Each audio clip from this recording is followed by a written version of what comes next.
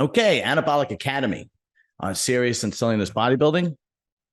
This is the portion of the show where basically I take questions via Instagram, email, see me in person, give me a call.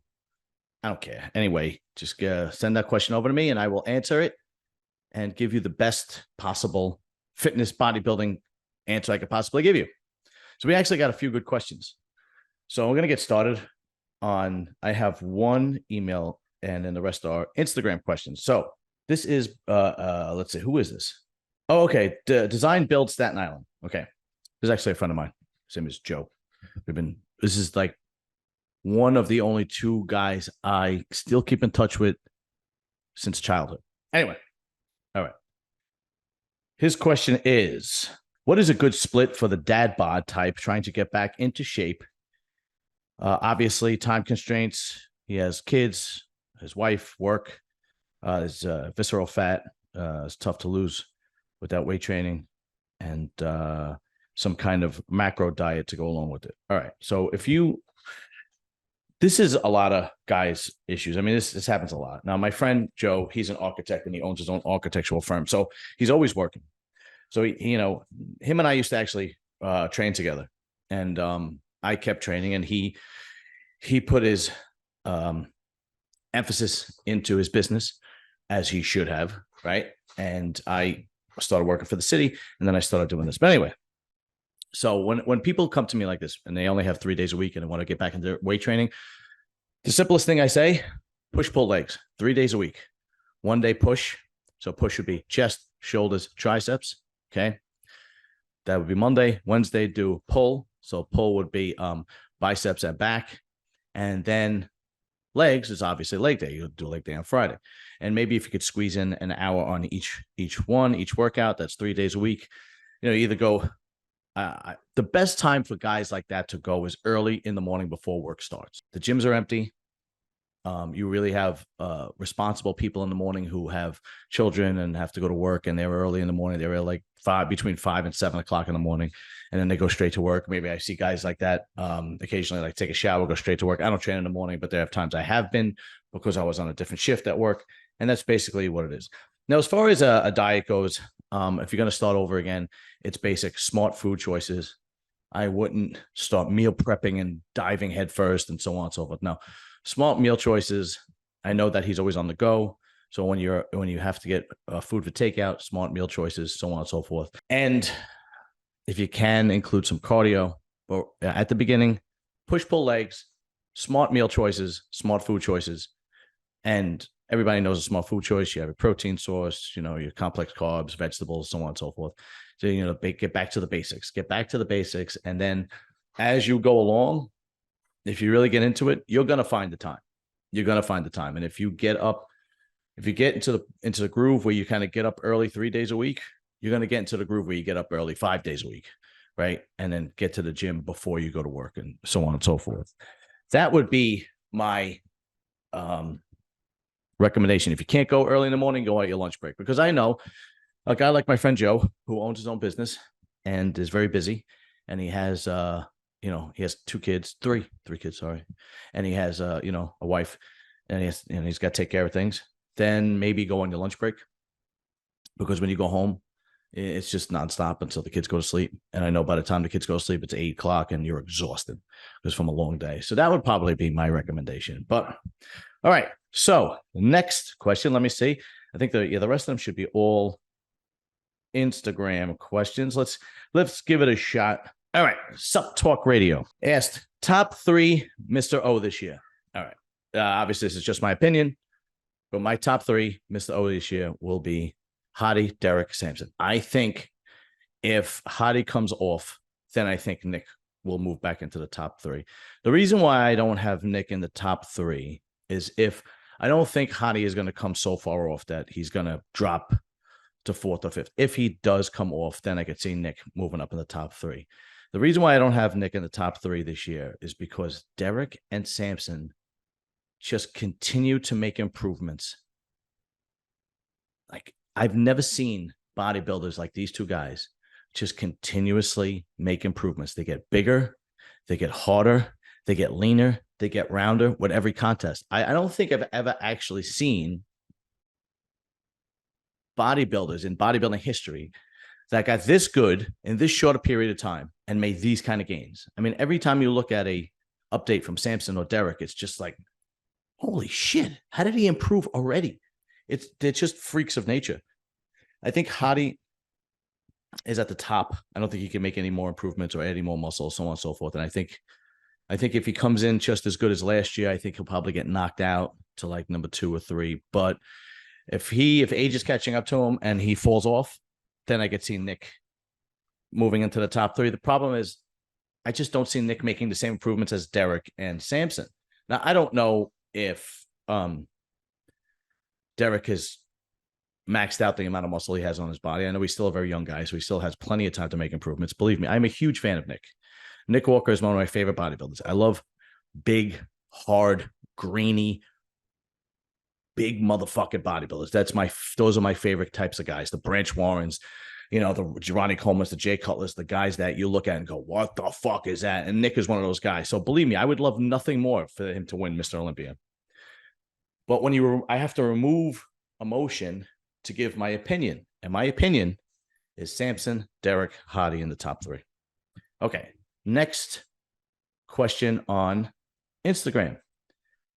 Billy Del Russo on Instagram. Is creatine essential? No, creatine is not essential. Creatine is a supplement that is basically a luxury. If you want to use it, if you like using it, it is not essential. Essential supplements to me are whey protein, fiber, multi-mineral. Make sure you have zinc, calcium, magnesium in that multi-mineral. Multivitamin, vitamin D. If you're over 40, I would suggest using a CoQ10. Everything else after that is pretty much a luxury. If you want to use pre-workout, do you need pre-workout to go to the gym? No, you obviously don't. You don't need pre-workout to go to the gym. Do you need to use intra amino acids while you work out? No, you don't need to. So creatine is the same thing. Do you need creatine to go to the gym? No. But if you have the extra money and you like using creatine, like for me, it's pre-workout. I love using pre-workout. So to me, that's the only luxury supplement that I use is pre-workout. I'm not a fan of creatine much because I just never gained from it. I never saw many differences from creatine, and I've used it, a dozen different times, dozen different types, dozen different times. It just never was something for me. Same thing with L-glutamine. I used it about a dozen different times, nothing, so on and so forth. But pre-workouts I always use because, if I'm working on long hours, my job is very physical. Or sometimes on a Sunday morning when I am, sleep in and dragging ass a little bit, and I do a shot of pre-workout and I go to the gym. That suits me the best. But for the most part, no, creatine is not essential. All right.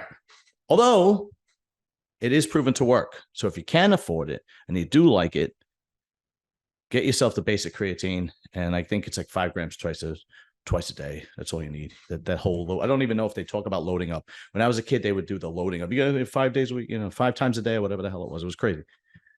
But no, pretty much that's about it.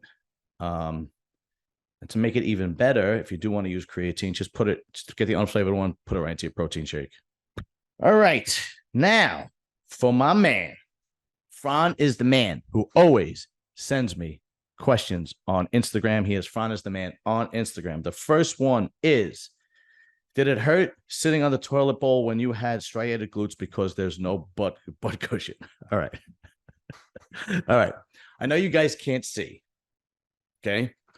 My biggest problem bodybuilding was always my butt. I always had a big bubble butt. Okay. I never had striated glutes, no matter how hard I dieted. Now, don't get me wrong.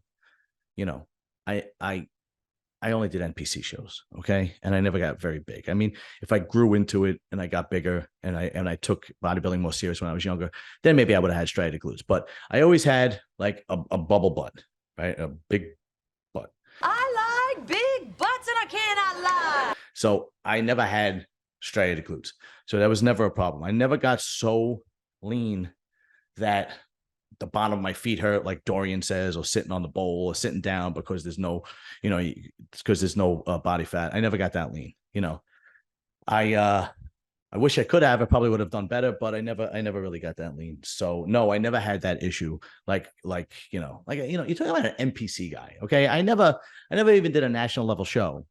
I never got to that point where I had to be so extreme because I was going up the best guys in the country. It didn't happen that way. So okay, next question from Hafan is the man. How well would Arnold do if he competed in today's classic physique competition? Okay, I answered some questions like this before. If you take Arnold from the 1970s, and stick him in classic physique now, his build then, stick him in classic physique now, he'd get the shit kicked out of him. He would get his ass handed to him. Now, if you take Arnold and train him like a modern bodybuilder, classic physique guy, with modern technology and modern workouts and modern supplements and modern training, right? With coaches that really know what they're doing, then I can make the argument of he would be just as good as then, but we could never really find out because that's an impossible assumption. Okay. It's impossible. How well would Arnold do if he was a bodybuilder today? I don't know. I could assume he would be one of the great ones because he had the work ethic, he had the genetics, but you're never going to find out. It's just simple. It's like saying, oh, who would win in a fight? Mike Tyson or Muhammad Ali? I don't know. People could argue about this all day long, but the truth is you're never going to find out. But that's my answer. If you take Arnold's physique from the 70s, throw him into the classic physique, he might not even turn pro. I mean, really, he was not, that's a different world, man. That was a different fucking world, a different time. The guys were not as big. They weren't as chiseled. They weren't as ripped. Arnold's legs weren't these round, huge legs like they have today. And it was a different time. All right. Next question. Okay. Did anyone guide you on what gear to use and how much for your first cycle? Was it all trial and error? All right. So you're going back to the late 90s, right? And I was in my early 20s. Yeah, I was in my early 20s. And the first thing I ever used, there was a product called ANABOLIC, which was Anadrol. I didn't know what I was doing. I was just taking like a 50 milligram pill a day. I had no clue what I was doing. And after like 3 weeks, I was like, the only thing that I noticed was I was getting extra horny, but I didn't realize that was a side effect. So I stopped using it. Okay. Fast forward to about a year later, right? There was a book called the Anabolic Reference Guide. And it was like an underground book. Because remember, there was no social media back then. And magazines weren't going to put, your steroid cycles and educate you on steroids. So the guys in the gym would pass this book around. And I got the book and I read the whole thing. And that was everybody's basic guide to what to use and what not to use. Then I remember somebody else wanted it. I passed it to him. Okay. So my first cycle was Russian D-balls, Sustanon, and Deca.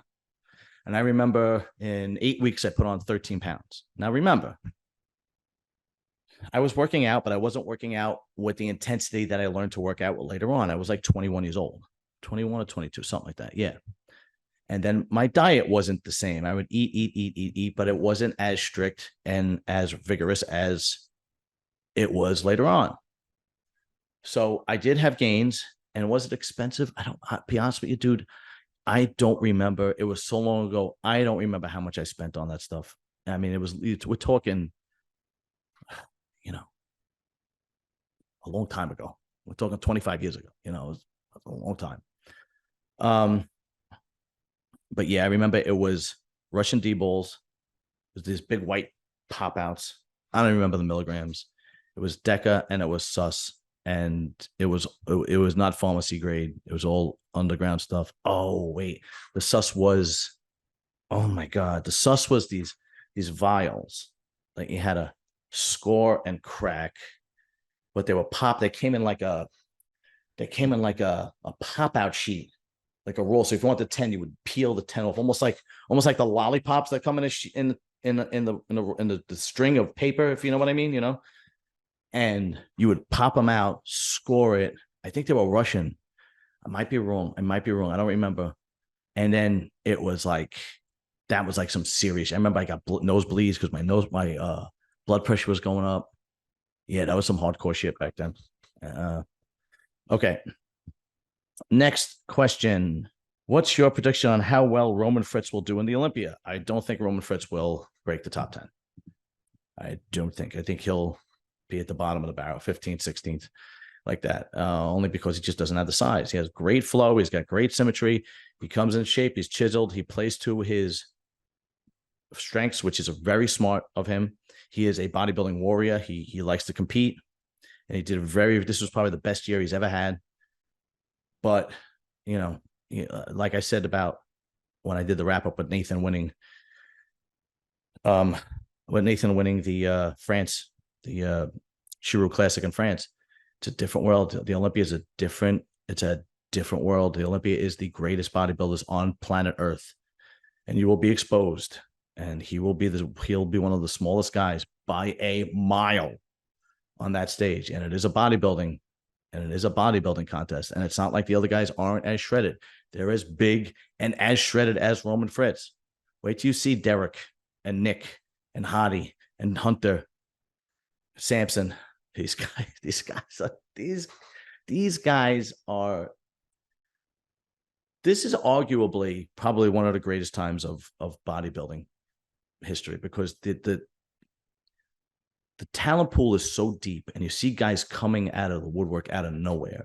And there are guys from different parts of the country, different parts of the world, that have a hard time getting here because of visas and so on and so forth. And they're just as good, and they're dying to get here. They're coming from all over the world, and they're young guys coming up. I mean, when I did the wrap up on Chirou Classic, Nathan winning, I never heard of Alfred Chiriac. I think that's how you pronounce his name. Yes, I'm going to screw up people's names, okay? If the name isn't American or Italian, I'm going to screw it up, all right? So his name is Alfred Chiriac, and he came in 5th. And Pete Tour, if that's how you pronounce it. I know I said Tudor last time because I can't pronounce these fucking names. I was like, 5th? This guy came in 5th? He should have been at 2nd. I mean, he was fantastic. I'd never heard of him. He was phenomenal. And this is what is coming. This is what's coming into the IFBB, and these guys look amazing. I mean, I really want to see what the young heads are going to do. I really want to see what Tony O'Burton's going to do, what Mike Crizzo's going to do. These are the guys that I want to see how they're going to fucking show up, because this is like Mike Crizzo last year did the Olympia, came in 12th, and he didn't even he just turned pro. He just did turn pro, I think he won Prague, and then went right to the Olympia. And it wasn't even planned. Now he's got a lot of time to work on him. And I saw Tony O'Burton win the New York, and he looks like he's made a lot of progress since then. He looks great if you ever watch his updates. So those are the guys that I want to see. I want to see how those young heads do, and I want to see, obviously, the top 5 like everybody else. So Roman Fritz, not breaking the top 10, not even close. All right, next question from Fridays the Man. Would Lee Priest do better if he had a coach like Hadi around? He brags how he never had a coach. All right. Lee Priest was a fan favorite growing up because he was the odd man out. He was Australian. He had bleach blonde hair. He was short. And it was almost like David and Goliath, because back then there was no 212. It was open. And he went up against the big dudes. That was it. The problem Lee Priest had, and nobody for some reason will touch on it, is his glutes and his hamstrings. I mean, even at his best, they did not look like what Clarita looked like, or what who was the guy from Wales, Flex Lewis, looked like. I mean, not even close. Or from the back, he wasn't even close. So I don't think, unless he died it down greatly and got peeled, I don't think he would do well in the 212 class. Now, if he had a trainer, you got to remember that, and this is just my opinion of Lee Priest, okay? You got to remember that these guys like Hadi, Milos, Chris Aceto, Tour, whatever his name is, these guys are going to train guys that have the character of a champion. They're going to train guys. They're not going to train guys that are going to half-ass it, that want to go at their pace. They're going to tell them, you have to do A, B, and C, and I'm not going to babysit you. And those guys are going to do A, B, and C without arguing, and then to get the best results out of them. Once they see that you have the character of a champion, then they're going to put their all into you, okay? Because now they're not wasting their time anymore. These are the greatest trainers in the world, right?